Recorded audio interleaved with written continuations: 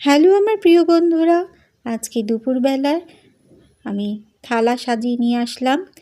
থালাটা এখন সাজাবো তোমাদের সামনে, তোমরা কিন্তু অবশ্যই দেখবে। এই দেখো, প্রথম বাটিতে পড়ে গেল, বুঝতেই পারছ, লাল লাল ঝাল ঝাল মাংস। আর একটু ঝোল দিই, কী বলো তোমরা?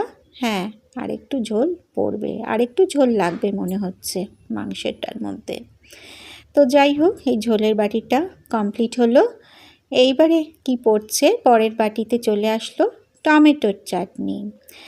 এটাও ব্যাস, আর লাগবে না মনে হয়, হয়ে যাবে। কিন্তু এই মাংস আর টমেটোর চাটনির সাথে কি খেতে ভালো লাগবে? হ্যাঁ, একদম ঠিক, লুচি। লুচির এগুলোর সাথে খুব ভালো লাগবে। আর আরেকটা জিনিস ছিল, ভুলে গেছি, সেটা হচ্ছে আম আর লেবুটা কেটে রেখেছিলাম মাংসের জন্য।